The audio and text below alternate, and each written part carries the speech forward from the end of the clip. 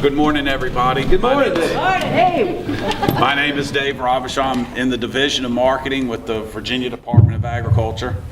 I'm here with some of my co-workers, Stephen Verson. He's in our Office of Agri-Business Development. A lot of you have worked with Stephen, and he's one of our money men. You come see him when you need a grant and a loan. He'll point you in the right direction. I got in the truck. Just let me go. But his unit is a valuable resource for new and existing businesses that are looking to relocate or expand, or he'll help you interface with the local or economic development offices around the state. And Leanne Dubois just came in. She's in our Office of Promotions, and she works very closely with our Virginia Grown program and assisting small farmers and farm to school. So we're well represented today. I'm in a little unit called Sales and Market Development. I'm one of 6 regional in-state marketing people. We're kind of divided by territory. I basically have from Lynchburg to DC and over to Loudoun and Winchester and then down 81 to Lexington. So I have that whole northwest part of the state, and I probably have 90% of the commercial tree fruit production in the state. So as a result of that, I'm the program manager for the Virginia Apple Board. And I also have a preponderance of the wineries and vineyards in the state, and so I'm the program manager for the Virginia Wine Board. But our overall mission statement in the Division of Marketing is to promote the use of Virginia agriculture.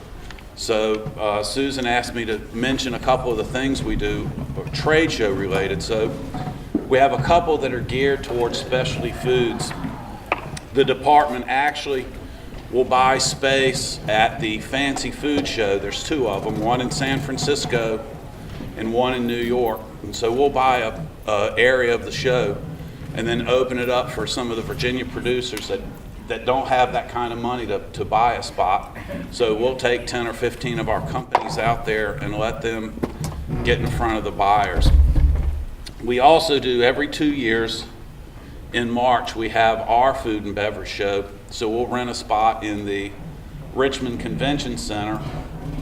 This thing has grown over the years. We are up to probably 130 Virginia companies that exhibit. We absorb most of the cost of renting the Richmond Convention Center. And then we invite upwards of a couple thousand buyers to attend from the Mid-Atlantic area. Now we don't have all those, that number doesn't show up, but we'll get 600-700 buyers. And this year we're trying to reach out to include some of the craft breweries and the growing hard cider industry in the state. We also reach out and do some produce type events. Stephen and I are actually going to be at the Omni Friday with the Virginia Vineyards Association because the department is working closely with the industry. We have a real need to expand grape production. If our wine industry is going to grow any more, we need more grapes. So we're going to work with some of the existing farms and also look for new farmers that are interested in making an investment in the grapes.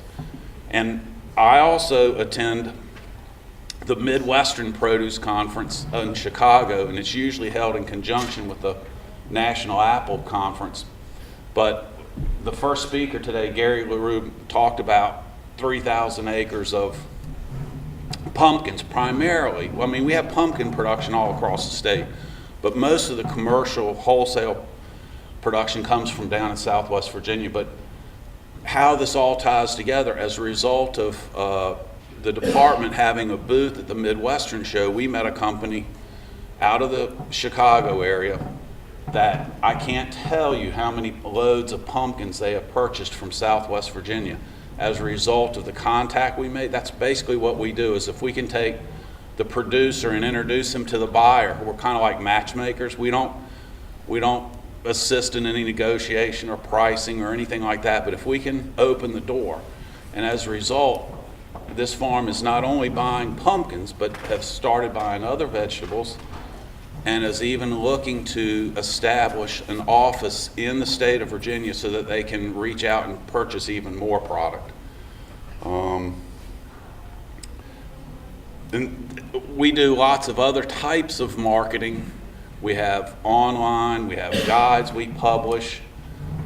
We do buyer production tours where I would actually take someone from a retail chain, put them in the car and take them to the farm, or I could actually take a grower and take them up to a buying office. So we have a lot that we do to help the farmer, and Stephen and I and Leanne, we have a booth in the exhibit hall, so I'd encourage you to come by. We have some handouts and some stuff like that.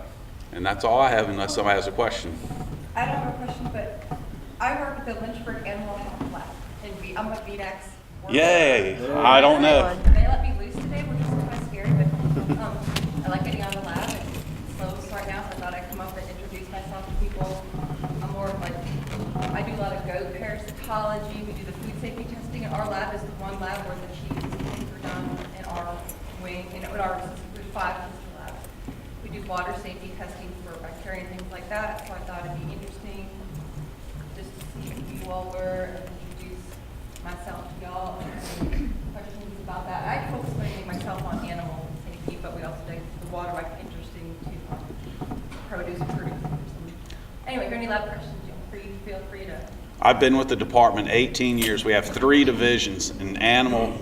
We've changed the name. I have to admit, I'm not sure exactly what animal health and. We're all in one building, actually, do Yeah. multiple services in one building. I do animal stuff, but my colleagues do the food safety, and I just go over there and do the food safety. And when they are, we all kind of give each other. The only thing I don't do is dairy testing. It's Right. different than the cheeses and the meats and the small producers. So I'm on the wet vet kind of thing. VDACS, in case anybody, I actually have just an extra minute, so I was just going to say, VDACS is an incredibly diverse agency. If you pull into the gas station and you look at the pump, VDACS is charged with making sure that when you put the right amount of gas, you're getting a fair weights. It's our weights and measures, so we're responsible for that. We do. I can't even begin. Dairy, meat. They do inspectors that go out to Oh, all the yeah. plants. They have like the state regulations. I do over Coggins, for example, any kind of federal animal testing programs. We add value at certain plants where we'll inspect grain or corn or anything. So we also provide phytosanitary certificates when we export apples. The country receiving the apples have to make sure that there's no pest, and whatever their regulations are, our folks will inspect for that. So we're a huge and diverse agency, and I can go years and maybe not meet folks in other areas, but anyhow. But please come by the booth, and we have stuff, and we'll be glad to talk to you. Dave, I have one more question for you. You had done some work trying to get some of our local beef placed with. You had done some work trying to get some of our local beef placed with different restaurateurs in the area. Is that something else you could talk with the group about? Yeah. I have to admit that I have not had a tremendous amount of success with this on an individual basis at a retail level. It makes so much sense, and yet it is really kind of difficult. And I could defer some of this to Ann because on the marketing side I can help, but on the production side I don't claim to know, the weight of an animal, and after it's processed, you lose 200 pounds and all this kind of stuff. But the challenge is for the small producer is to, at least from my standpoint, the challenge is to move the entire animal. If you could find a restaurant that wanted to buy steaks and another restaurant that could buy the hamburger, and you could make it happen at one time, it makes sense. But if Ann had somebody that wanted to buy steaks, and then what's she going to do with 200 pounds of ground beef, and people can't freeze it, and so it's a challenge. But we have had some success. I've been working with the Shenandoah Valley Beef Cooperative. Now, the benefit there is that a group of about 15 family farms over in the valley that represent about 6,000 head of cattle. And so they have the ability to reach out to a chain, and I'll tell you, we've been working with Clyde's out of DC, and they've got 14 units. You're talking about, they do $120 million a year in business, so they'll buy the steaks and the ground beef. They have a mix of restaurants. So situations like that they can work with, work with everything, it makes it work.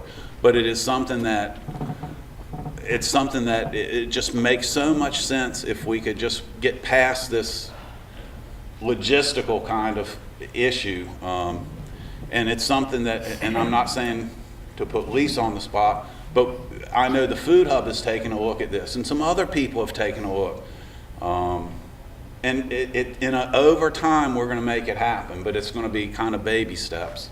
Well, now, do you also help with, does VDACS also help with produce, getting into some of the commercial channels, or was this? Oh, yeah. That's more what I do as opposed to the trade show. Now, Leanne's unit and the promotions, they're constantly doing trade shows, magazines, publications, events, that kind of stuff. I'm more on the side where I'll call on a farm or call on the Food Hub, and then I'll either see if I can offer a farm, recommend a farm, or a farm will say, I need some place to sell my produce. So that's what we do. One quick question. Was fresh versus frozen one of the obstacles for meat for the restaurant? Or did they care? I never saw that as a big barrier because most of the restaurants buy box beef that's frozen anyhow. Oh. Most of them are on a box beef program. And is that pre-cut or is it in quarter? It depends. Okay. Some of them buy, the Cryovac portion control, and some of them do the cutting themselves. Okay. So, Well, great, thank you Thank so you. much. VDACS has their